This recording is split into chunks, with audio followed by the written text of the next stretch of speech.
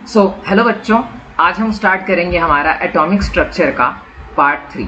Atomic structure का क्या part 3 start करेंगे आज। और ये चैप्टर जो है हम 2 पार्ट्स अभी तक इसके ख़त्म कर चुके हैं। ठीक है, अब तक आपने बाकी के 2 पार्ट्स नहीं देखे हैं तो प्लीज़ जाइए पहले उन 2 पार्ट्स को समझ कर आइए, अदरवाइज ये चैप्टर जो है आपके लिए थोड़ा सा कॉम्प्लिकेटेड होता जाएगा। तो आज हम कवर करेंगे एटॉमिक स्ट्रक्चर का पार्ट 3। ठीक है, तो देखिए पिछले क्लास तक हमने रुदरफोर्ड की सारी बातें समझ ली थी। रुदरफोर्ड की जो सारी बातें हैं वो हमने पिछले क्लास में समझ ली थी, और इस क्लास में हम रुदरफोर्ड के ड्रॉबैक्स को समझेंगे। इस क्लास में हम क्या समझेंगे बच्चों? सर, रुदरफोर्ड के ड्रॉबैक्स को समझेंगे। ठीक है, तो देखिए बच्चों, ड्रॉबैक क्या है रुदरफोर्ड सर का? ठीक है, रुदरफोर्ड सर का ड्रॉबैक क्या है वो समझते हैं हम थोड़ा सा। ठीक है, ड्रॉबैक देखिए, ड्रॉबैक क्या है रुदरफोर्ड सर का वो थोड़ा सा देखने के लिए पहले एक चीज़ समझनी पड़ेगी। ठीक है, रुदरफोर्ड सर का जो ड्रॉबैक है उसको समझने के लिए हमें पहले एक चीज़ समझनी पड़ेगी कि रुदरफोर्ड ने ऐसा क्या कहा कि उनकी जो थियरी है उसमें एक ड्रॉबैक आया। उन्होंने ऐसा क्या कहा कि उनकी जो एक थियरी है उसमें क्या आया बच्चों? ड्रॉबैक आया। तो ये समझने के लिए देखिए सबसे पहले आप लोग इधर पे क्या कीजिए, थोड़ा ध्यान दीजिए। ठीक है, समझिए क्या कहा उन्होंने। उन्होंने क्या बोला कि जो मेरा न्यूक्लियस होता है, ठीक है, जैसे हमारा ये सन है, क्या है? सन है, और उसके अराउंड जो हमारे बाकी के प्लैनेट्स हैं क्या करते हैं? वो एक फिक्स ऑर्बिट में क्या करते हैं? मूव करते हैं। एक फिक्स ऑर्बिट में क्या करते हैं बेटा? मूव करते हैं। मैंने प्रीवियस क्लास में एक्चुअली उनके ड्रॉबैक को अच्छे तरीके से बताया हुआ था, लेकिन आप लोग इस क्लास में और बेटर तरीके से समझ लो तो आप लोगों के लिए क्या होगा? और अच्छा होगा। ठीक है, तो देखो उन्होंने ड्रॉबैक क्या बताया कि जो सन है हमारा, क्या है? सन है हमारा, ठीक है, और ये मतलब जैसे दूसरे दूसरे प्लैनेट्स हैं वो क्या करते हैं? मूव करते हैं।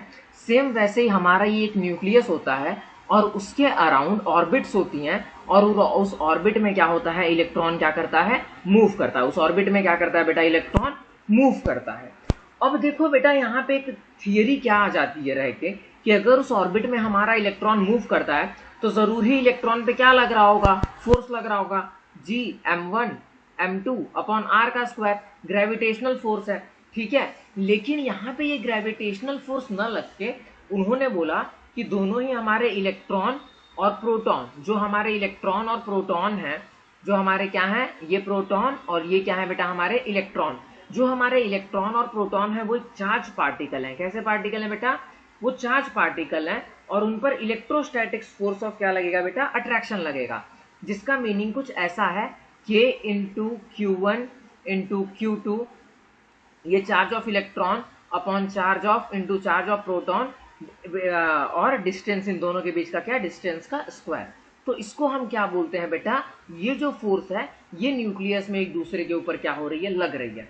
अब देखो बेटा, क्वेश्चन क्या उठता है? क्या उठता है यहाँ पे?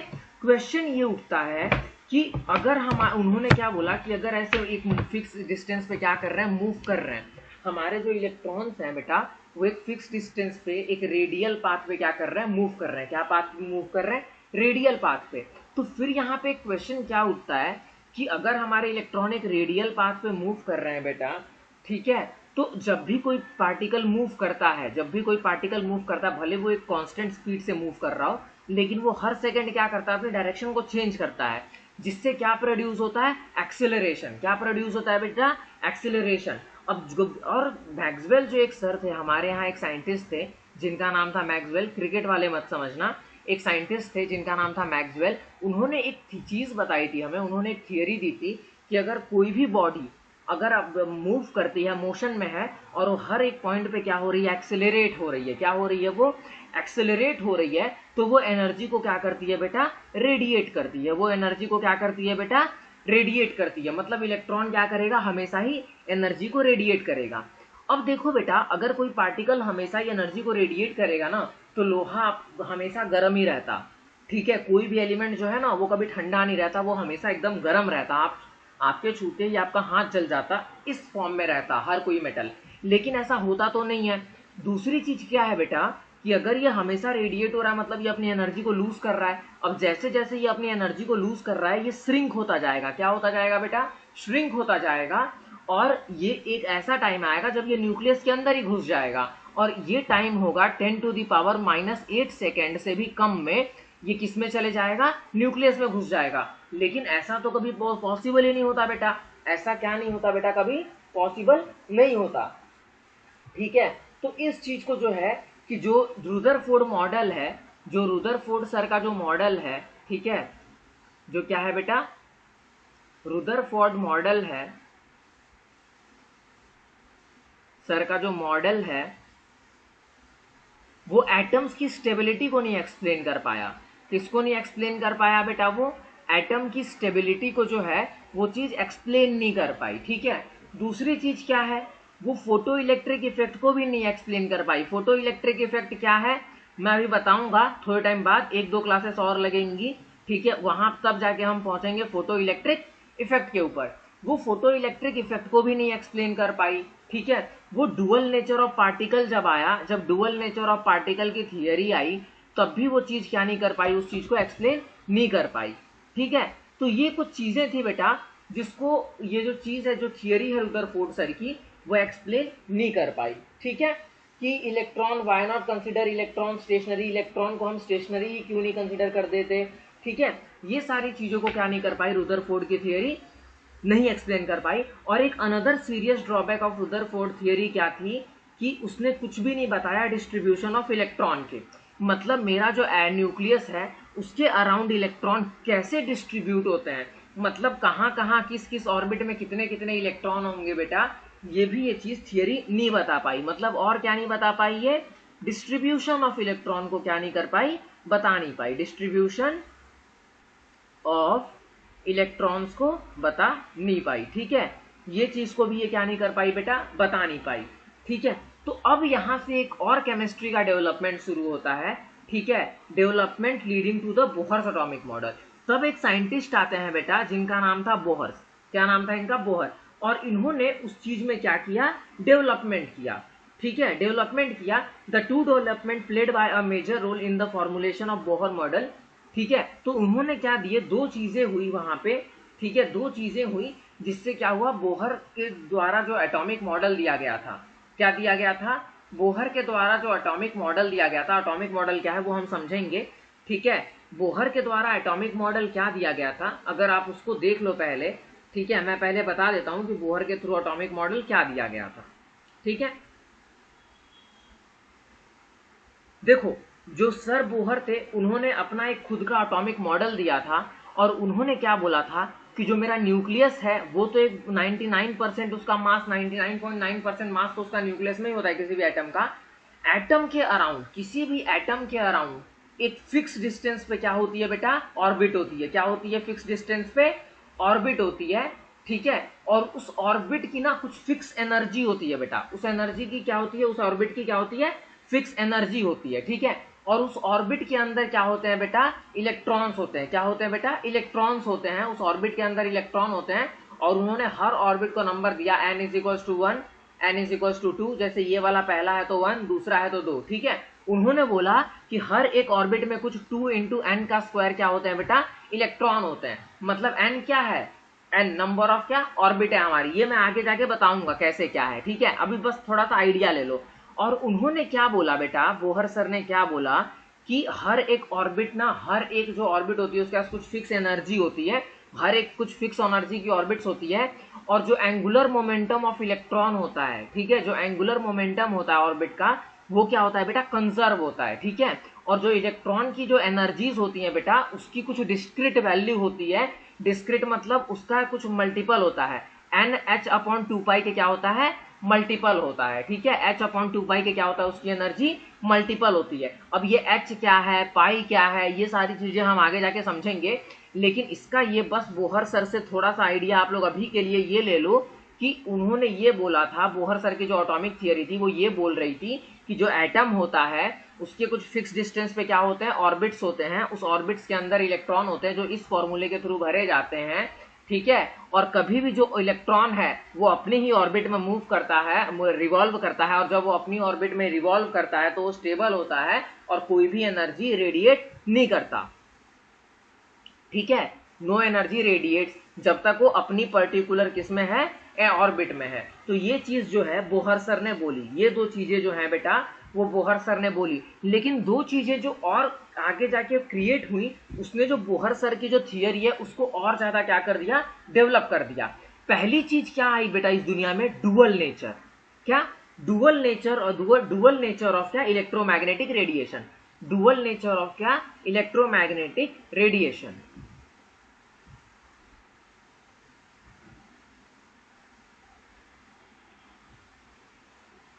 पहली चीज उन्होंने ये बताई कि डुअल नेचर, पहली चीज जो आई वो ये आई कि dual nature of electromagnetic radiation. अब डुअल नेचर क्या है बेटा, ये हम अभी समझेंगे। दूसरी चीज क्या है, ठीक है, एटॉमिक स्पेक्ट्रा। दूसरा क्या है जो हमको एक्सपेरिमेंटल रिजल्ट मिला, ठीक है, हमने एक एक्सपेरिमेंट किया और हमको एक एक्सपेरिमेंटल रिजल्ट मिला। क्या मिला हमको, एक एक्सपेरिमेंटल रिजल्ट मिला। क्या मिला हमको, एक एक्सपेरिमेंटल रिजल्ट मिला। और एक्सपेरिमेंटल रिजल्ट किस चीज का था, एटॉमिक स्पेक्ट्रा का। वो रिजल्ट किस चीज का था बेटा, एटॉमिक स्पेक्ट्रा का क्या था, वो रिजल्ट था। एटॉमिक स्पेक्ट्रा का क्या था बेटा, वो रिजल्ट था। ये दो चीजें बेटा हमको क्या होती है, यहाँ पे मिलती हैं, ठीक है। और इस चीज ने जो है वो क्या कर दिया बेटा, केमिस्ट्री को, एटम के स्ट्रक्चर्स को हम पूरी तरह से क्या कर दिया बेटा, चेंज कर दिया। अब देखो बेटा कैसे चेंज किया, देखो बेटा कैसे चेंज किया, वो थोड़ा मैं बताते हुए चलता हूं यहाँ पे आप लोगों को कैसे चेंज किया उन्होंने। पहले हम समझते हैं कि wave nature of electromagnetic radiation.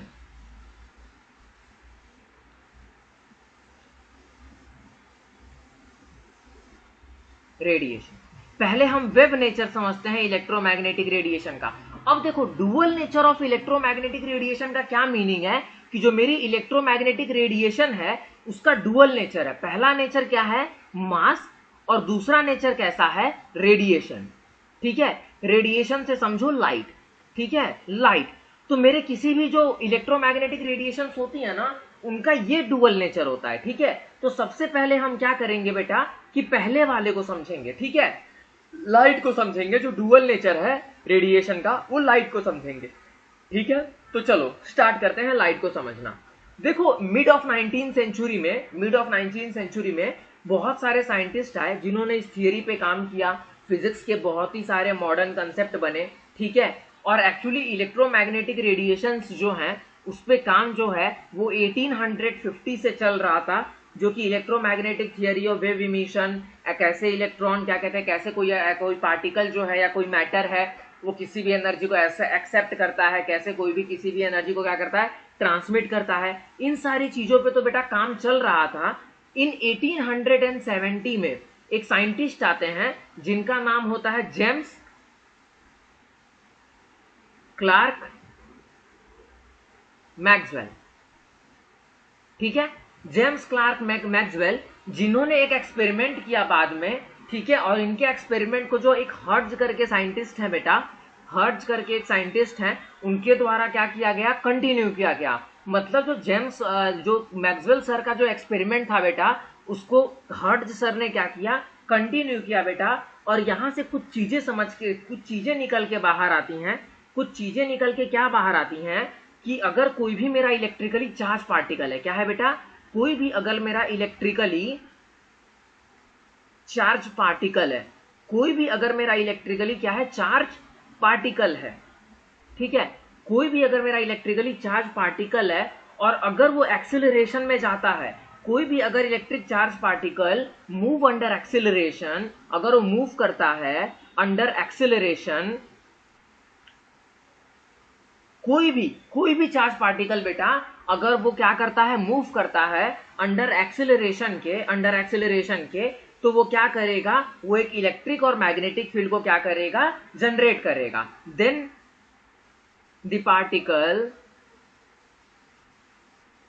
The particle generate electric and magnetic field, ठीक है।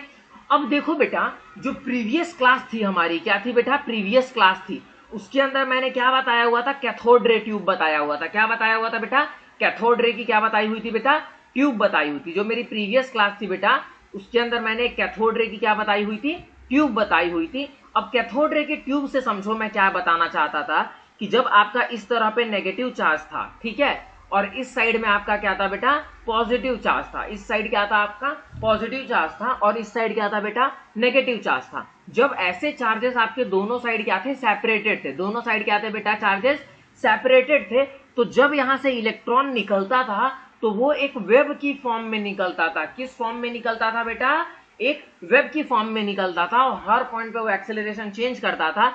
इसीलिए हमने इसको क्या समझा था बेटा, कैथोड रे समझा था। अब आपको समझ में आई कि हमने इलेक्ट्रॉन को रे क्यों बोला था सबसे पहले, क्योंकि जब ये कोई एक चार्ज पार्टिकल था बेटा और ये क्या कर रहा था, मूव कर रहा था विद एक्सेलरेशन, क्या कर रहा था बेटा, मूव कर रहा था। और जब कोई भी पार्टिकल विद एक्सेलरेशन मूव करता है तो वो क्या फील्ड क्रिएट करता है अपने तरफ, इलेक्ट्रोमैग्नेटिक फील्ड, और वो एक एनर्जी के फॉर्म में बाहर निकलती है, ठीक है, एंड दिस, ठीक है, वो एक एनर्जी के फॉर्म में बाहर निकलती है और इसी चीज को हम क्या बोलते हैं बेटा, इलेक्ट्रोमैग्नेटिक फील्ड। इसी चीज को हम क्या बोलते हैं बेटा, इलेक्ट्रोमैग्नेटिक फील्ड, ठीक है। तो आई होप सो सभी बच्चों को इलेक्ट्रोमैग्नेटिक फील्ड समझ में आ गई होगी कि इलेक्ट्रोमैग्नेटिक फील्ड एक्चुअली होती क्या है, ठीक है। अब आगे चलते हैं बेटा और थोड़ा सा इलेक्ट्रोमैग्नेटिक वेव को समझते हैं। These waves are transmitted in the form of wave, ठीक है। जब ये वेव क्या करती हैं, ट्रेवल करती हैं, तो बेटा तो ये इन द फॉर्म ऑफ वेव के क्या करती हैं, ट्रेवल करती हैं। ये इन द फॉर्म ऑफ वेव के क्या करती हैं बेटा, ट्रेवल करती हैं। और इसी को क्या बोलते हैं बेटा, इलेक्ट्रोमैग्नेटिक वेव्स और इलेक्ट्रोमैग्नेटिक रेडिएशन। इसी को हम क्या बोलते हैं बेटा, इलेक्ट्रोमैग्नेटिक। देखो बेटा, इलेक्ट्रोमैग्नेटिक वेव्स और इलेक्ट्रोमैग्नेटिक रेडिएशन ये दोनों चीजें बिल्कुल भी अलग नहीं होती हैं, ठीक है। अगर आपसे किसी ने पूछ दिया, यहां पे MA लिख देना, ठीक है, इलेक्ट्रोमैग्नेटिक, इलेक्ट्रोमैग्नेटिक क्या, रेडिएशन। अब अगर आपसे किसी ने पूछ दिया कि इलेक्ट्रोमैग्नेटिक वेव और इलेक्ट्रोमैग्नेटिक रेडिएशन क्या होती है बेटा, तो दोनों ही चीजें क्या होती हैं, सेम होती हैं, ठीक है। दोनों ही चीजें क्या होती हैं बेटा, सेम होती हैं। अब आगे चलो थोड़ा और आगे हम और ज्यादा समझते हैं, इसी चीज को थोड़ा सा और ज्यादा समझते हैं।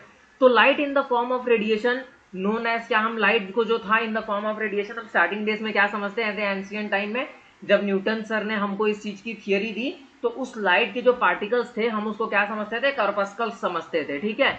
It was only in the 19th century when the wave nature of light was stabilised. ये सिर्फ बेटा 19th सेंचुरी में हुआ कि जो वेब नेचर ऑफ लाइट है वो क्या हुई, एक नई theory I. Wave nature of light की जो थियरी है बेटा वो 19th सेंचुरी में आई और इसने एक नए केमिस्ट्री या नए फिजिक्स को जन्म दिया जिसको हम बोलते हैं क्वांटम फिजिक्स या क्वांटम केमिस्ट्री, ठीक है। वो तो आप लोगों को नहीं है, वो काफी हाई लेवल पे पढ़ने के लिए होता है, ठीक है। अभी आप बात समझो कि अभी हम क्या कर रहे हैं, ठीक है। अब देखो बेटा कि इलेक्ट्रिक और मैग्नेटिक फील्ड तो मैंने बोल दी, लेकिन ये इलेक्ट्रिक और मैग्नेटिक फील्ड ट्रेवल कैसे करती है बेटा, ठीक है, उसको समझो। तो देखो बेटा ये इलेक्ट्रिक और मैग्नेटिक जो फील्ड है वो कुछ इस तरीके से ट्रेवल करती है। मान लो ये मेरी इलेक्ट्रिक फील्ड है बेटा, ठीक है, ये क्या है, मेरी इलेक्ट्रिक फील्ड है,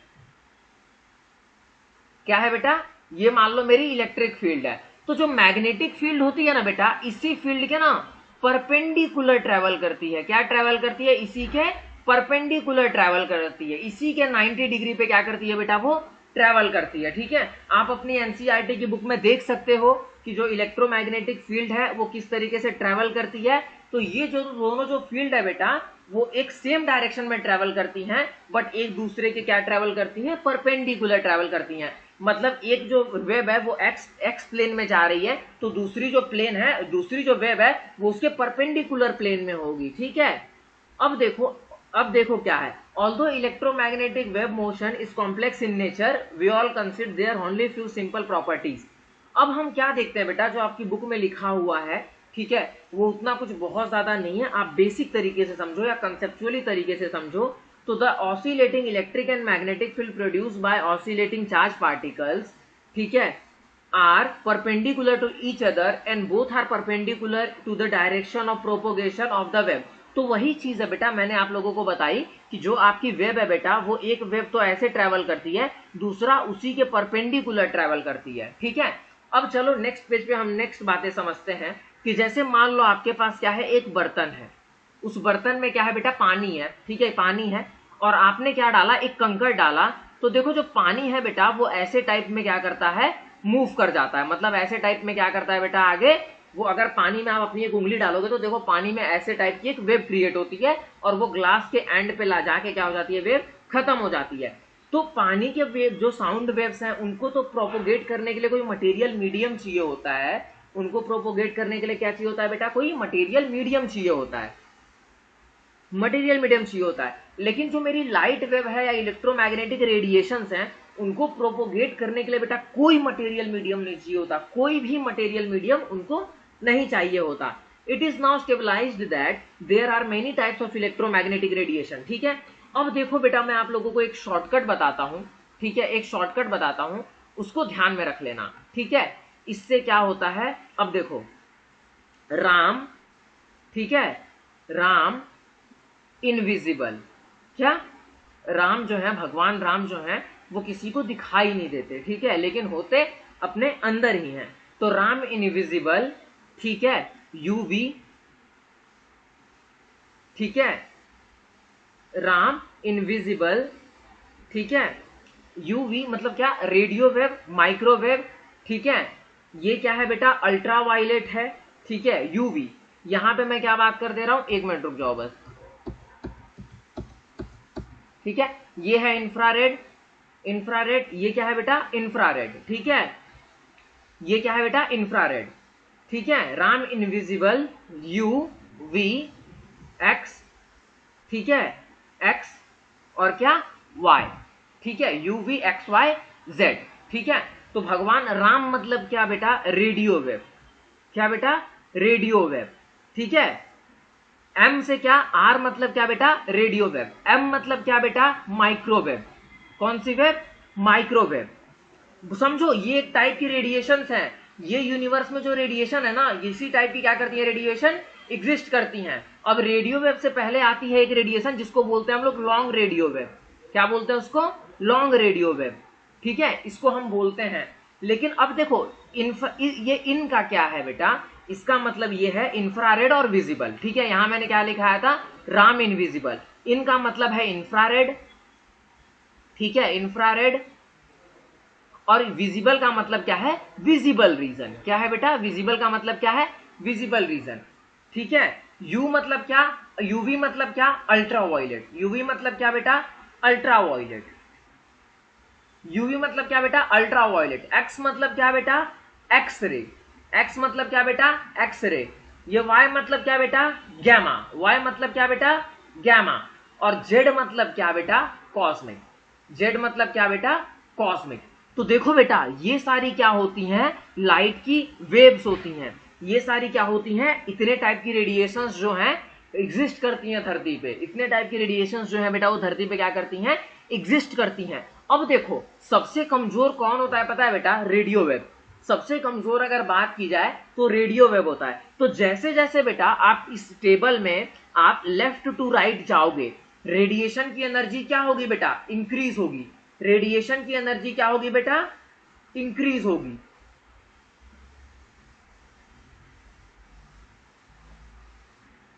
रेडिएशन की जो बेटा जो एनर्जी होगी वो क्या होगी बेटा, इंक्रीज होगी और इंक्रीज होगी, ठीक है। जो फ्रीक्वेंसी है बेटा क्या है, जो फ्रीक्वेंसी है, जब आप इस तरफ जाओगे तो फ्रीक्वेंसी भी मतलब इस तरफ मतलब क्या बेटा, लेफ्ट टू राइट, मतलब आप कॉस्मिक की तरफ जाओगे, रेडियो वेव से आप कॉस्मिक की तरफ जाओगे, तो जो फ्रीक्वेंसी है बेटा वो भी क्या होगी बेटा, इंक्रीज होगी, फ्रीक्वेंसी भी क्या होगी, इंक्रीज होगी।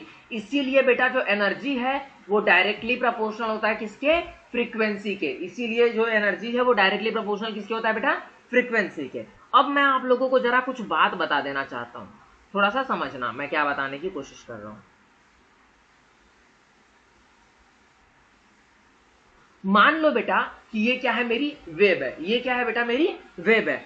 तो देखो एक सेकंड में ये कितने number of ups and downs होते हैं, ठीक है, कितने number of to and fros होते हैं, उसको क्या बोलते हैं बेटा, किसी भी वेव की क्या, फ्रीक्वेंसी बोलते हैं, ठीक है, नंबर ऑफ साइकिल पर सेकंड,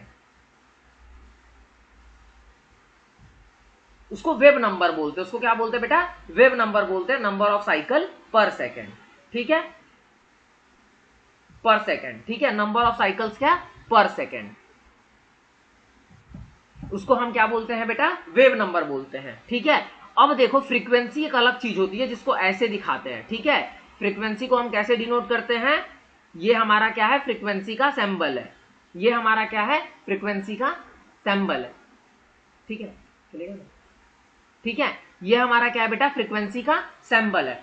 अब देखो फ्रीक्वेंसी जो होती है वो वाइब्रेशन है, कितने अप्स एंड डाउन्स हो रहे हैं एक पर्टिकुलर टाइम में, या पर्टिकुलर क्या क्या कहते हैं टाइम में कितने अप्स एंड डाउन्स। फ्रीक्वेंसी मतलब बेटा सिंपली चीज है, वो फ्रीक्वेंसी डिपेंड करता है कितने क्या कहते हैं अप्स एंड डाउन्स हैं, ठीक है, वाइब्रेशंस है। अब समझो बेटा वेवलेंथ क्या होती है, वेवलेंथ को हम किससे डिनोट करते हैं बेटा, लैम्डा से, ये क्या है बेटा, फ्रीक्वेंसी है, ये क्या है बेटा, वेवलेंथ है,